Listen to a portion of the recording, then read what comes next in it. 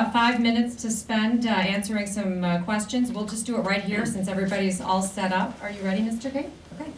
Ready. Yes. Mr. Cain, I'm Joe. I'm from NBC News. Good to see you. Yes. President Obama in his speech said that anyone who thinks that America is no longer in its best place is wrong, and basically a veiled attack on some of the GOP candidates. What did you think about that statement that he made tonight? Say the first part again. I didn't get quite it. President Obama said in his speech, basically he said something like that anybody who thinks that the best days of the United States are behind us are wrong. And basically summarizing a lot of what many of the GOP candidates have said on the campaign very recently. Do you agree with that or disagree with that? What do you think about that? I totally disagree with the statement that the president made. The president needs to get out of the White House, get out of Washington, D.C., and go and talk to some of the 14 million people who don't have jobs. Talk to some of the 8 million people who can't find a job commensurate with their skill, their education, and their previous experience. I believe that all of Washington is out of touch with the people. That's what this whole Tea Party movement is about. And I also believe that the administration is even more out of touch. I think they're living in a cocoon, quite frankly. So when he says that people who think that this country is not crumbling don't know what they're talking about, not the places that I have been going, and not from the people that I have been listening to. Yes? Catherine Sirks, I'm curious what you thought when he invoked the quote from President Lincoln and made it specifically that it was a Republican and that government, the least government quote.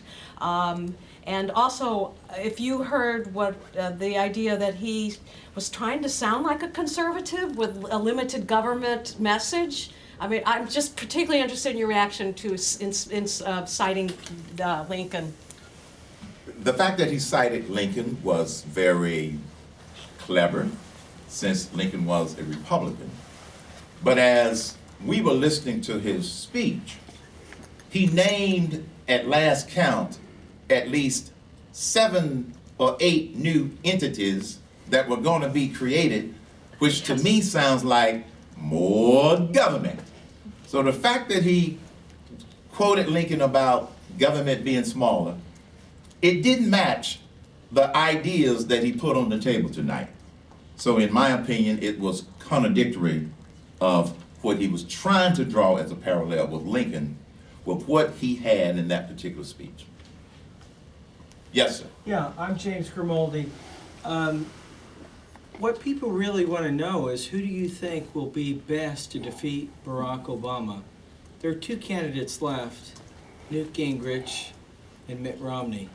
Who do you endorse? I happen to think that they can both beat Barack Obama if Governor Romney has a different set of ifs than Speaker Gingrich's ifs. I happen to believe that if Governor Romney gets the nomination, his big if is he's got to be more specific with his economic growth and jobs plan. The 59-point plan that I have looked at ain't gonna cut it. The American people don't get it. It'll never pass Congress because it's a hodgepodge of things in it. And secondly, if he is more specific with a lot of his ideas, that's what I believe that Governor Romney would have to do differently in order to beat President Obama. His debating skills are strong. And we know that Speaker Gingrich, his debating skills are superior.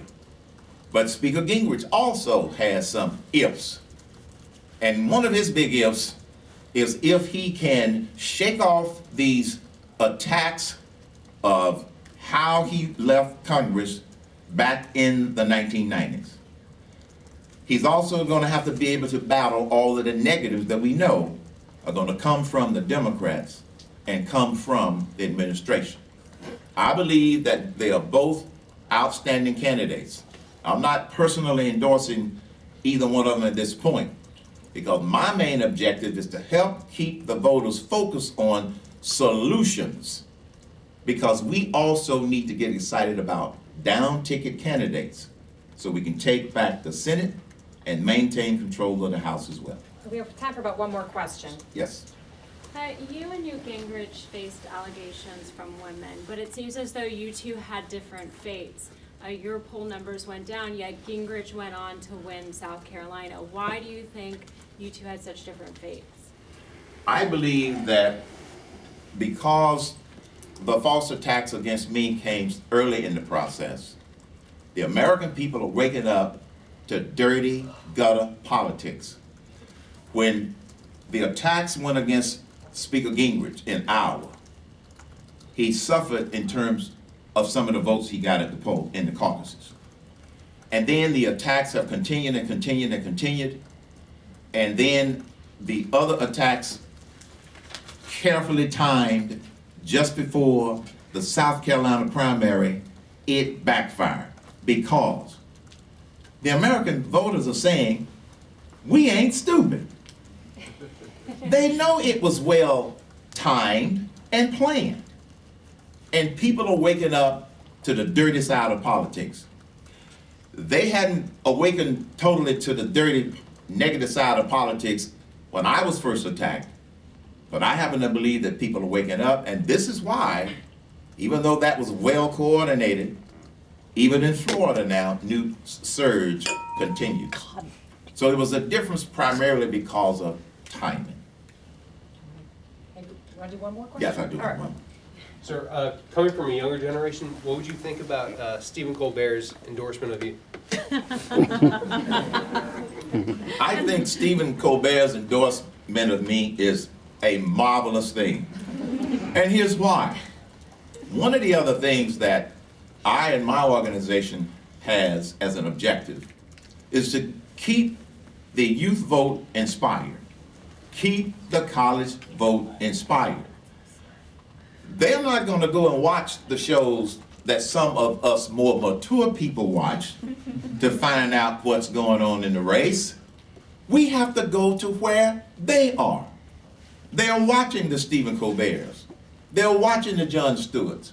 And so, yes, I accept his endorsement, but like I told the people at the College of Charleston, I'm not on the ballot, so don't waste it.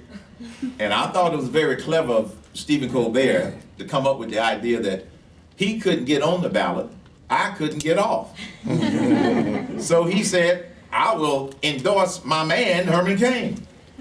And the 5,000 students that came out of that rally, it was energizing. And let me tell you something else that I noticed about that. Stephen Colbert had his humor. But at that rally, he also made some serious points. And when I gave my remarks at the rally, I also challenged those young people to stay informed, involved, and inspired. Challenge them to be a part of the solution and not a part of the problem by not participating. And I happen to believe that if Republicans are going to win, we not only have to have a candidate that's strong and is able to address those ifs, but we're also going to have to make sure that the conservatives and the Republicans, the moderates and the independents, the evangelicals and the youth, and some disgruntled Democrats stay inspired, and we will be able to take back the White House. She had her hand up, I'll take it. I was actually going to ask you about Colbert, but can you tell me, do you guys plan to do any other appearances together? And also, in general, what's next for you? I asked Stephen about doing some rallies with me, and he said, well, I got 167 TV shows to do a year, so we might be doing some on a selective basis, but he did say that he would be happy to do some video tapes for me that we can use to introduce me at the rally and things like this. So we will be, he really does want to try and help energize the college vote and the youth vote, so we'll be doing that. What's next for me is real simple. CainConnections.com. Go to CainConnections.com and you will see that even though I am no longer pursuing the position of president, I and my team, we are still on a mission. That mission is to help the Republicans take back the White House and defeat President Obama. Unlike President Obama, there are many of us who believe that this country is on the wrong track. You just have to look deep enough below the surface in order to be able to notice it. And so CainConnections.com is where you can read the major issues we're going to be promoting. And the first one that we're going to promote the heaviest, and people can sign up on the website. We already have over 400,000 people who signed up to be a part of this army of Davids. And the first revolution is going to be, you guessed it, the 999 revolution. Thank you all very much.